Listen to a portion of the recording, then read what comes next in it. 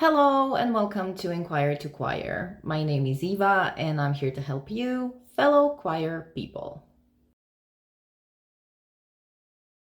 In this video, we're talking about how to stop your choir from making mistakes, from making errors. To error is human, of course. I'm not saying that they have to be perfect, but as you probably know, in music, there are certain parts in the score that are specifically difficult or specifically written, so they have to be specifically managed. Those are the spots in the scores where you can anticipate that somebody will make a mistake, a wrong entrance, missing a rest, missing a note, wrong rhythm, pitch, wrong jump to a certain tone. So those spots in the scores become a certain kind of uncertainty. And actually, making mistakes in music is very normal. I mean, if you are a practicing musician, you probably know this. To make a mistake during a performance is something that is really, if not natural, it's expected that not everything will be perfect because after all, we're still not computers. But when it comes to the choir, the problem is a bit bigger because if a mistake happens, if somebody makes an error, be it a single person, a single singer, or a group, that can start an avalanche and a bigger problem can ensue. So in this video, I'm talking about how to prevent those mistakes from happening. There are certain kind of ways you can teach certain parts of the score to your choir in order to minimize the uncertainty, so to speak.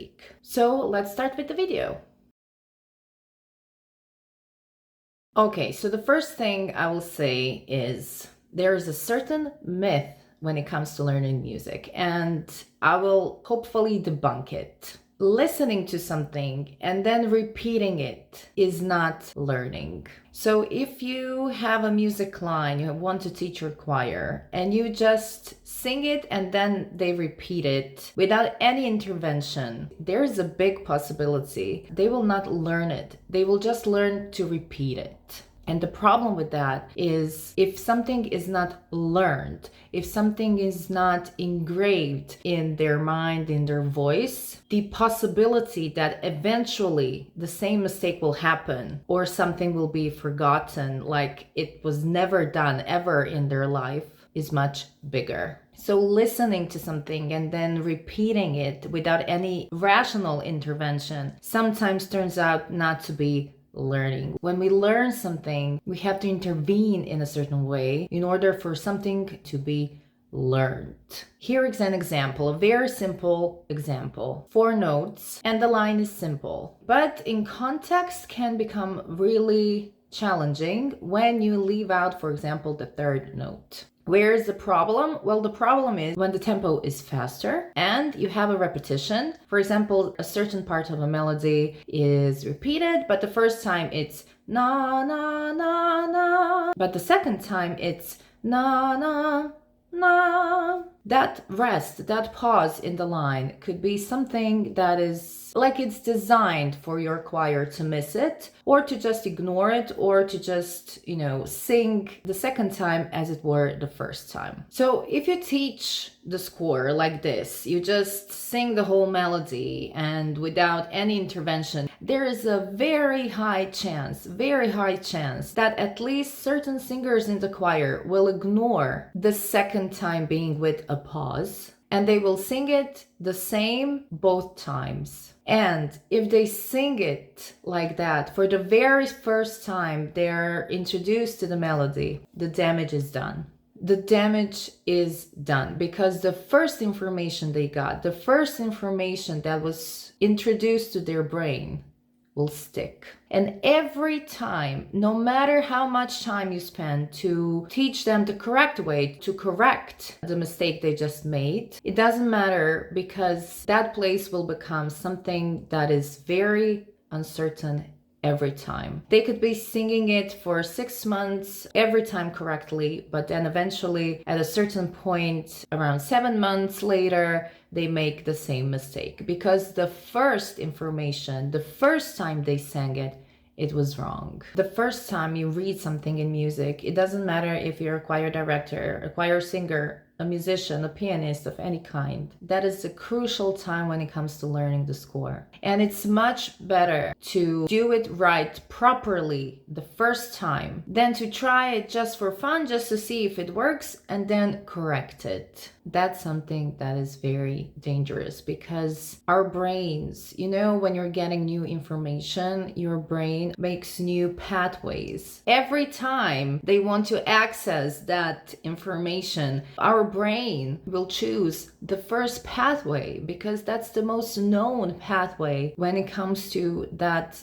certain place, that certain melody. So to error is human, but these types of mistakes, if you know them in advance, if you predict them in advance, can be, at least at a certain amount, a little bit stopped. What I propose is, first of all, take your time really during the rehearsals when you're reading the scores for the first time. It is much better to take it slowly and with greater attention, and it's better for your choir to be more alert when they're reading the score for the first time. And you, as the choir director, can bring in what I call a rational component. A rational component means giving a cue during the learning process when it comes to that certain place in the score, because if you give a rational component in the music, then the singers in the choir will connect information better. By you giving that rational component, they will become more detailed about the place in the score, and they will become their own correcting feature, if that makes sense. So you will not have to give the information every time. You will not have to give the cue and the alert every time, because you will ensue that correcting factor in their mind. Okay, let's give an example. Okay, so let's assume this particular kind of melody happens on the third page of the score. And because you analyze that score, and we have a video here on the channel about that. You analyze that score and it's coming. And the possible problem when it comes to that particular place. You are teaching your choir those particular melodies and you come to that particular place. So you come to the bar of that place. You don't go through it. You don't sing it immediately because you are aware that that particular place can be problematic. And just to say, any place in any score can be problematic, but there are certain places that are tricky in their particular way. So these are the places I'm talking about. I'm not talking about you doing this for every bar. So before you sing those bars, you stop, and what I do is I announce the possibility of a mistake. I literally do this. Okay, so now the melody starts, and this melody is very specific. If you look at the bars 3 and 5, you will see that they're very similar, but they're different. The second time the melody goes like this, it's not sung with all 4 notes. So you have to be extra careful when it comes to the third note in the bar, the second time. Okay, so it's a rational component. I explained it with my words. I announced it beforehand because this way I'm making them aware that it's something they have to acknowledge and they have to take care of for themselves every time they sing. So they became their own corrective factor because I announced that mistake and they're aware of the possible problem before they even sung the melody. So the alert is here and the intervention and the rational component is present. This way, there is a high probability that every time, anytime they sing this score and are coming to that place, something in their brain will go, "Ooh, this is the place I have to watch out." And that is something that gives your choir singers a greater chance that they will not make a mistake. Once I announce that possible problem, I make my choir singers write it down in the score.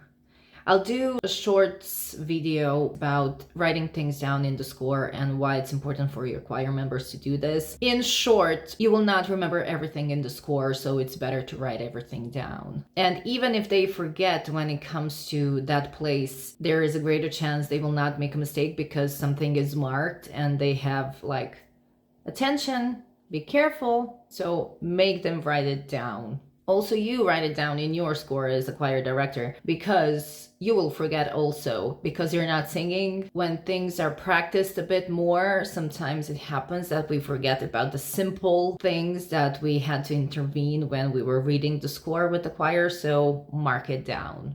Okay, and then after all the talking, try it with your choir. Try it for the first time, but give a verbal cue at that point of the pause. Like this. We sing it together. Let's try it. Na, na, na, na.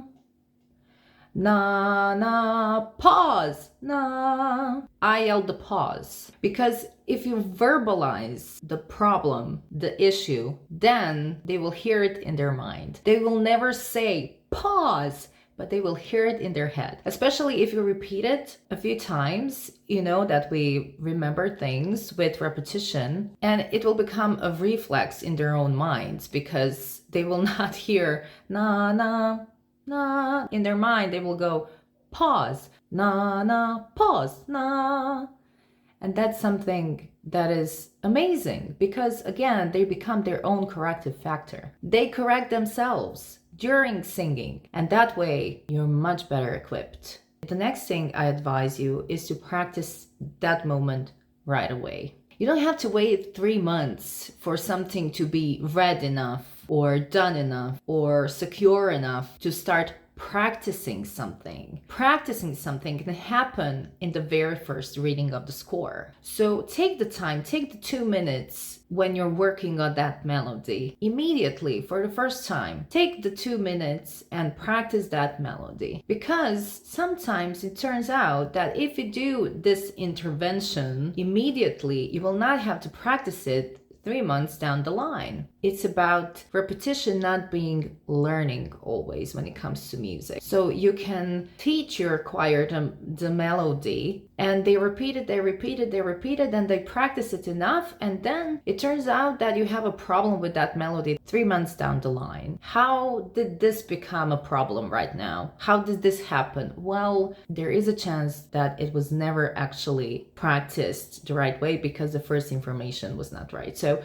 if you have the time, take the 2 minutes and practice, rehearse that place right away. Make sure that everybody from the choir understands that particular place. Very important. With all the intervention, there is still a chance that somebody will sing it wrong the second time. It's just very natural to assume that it's the same every time. Our ears try to connect everything in a logical unit. So even with all the rational components, there is a high chance that somebody will make a mistake. But I want to say this: if you are practicing it, if you're rehearsing, if you are aware that this particular part of the score can be problematic, and you hear during singing, during rehearsing of it, somebody or several people are making a mistake, stop immediately. Stop in the middle of the bar. Stop and say, this was wrong.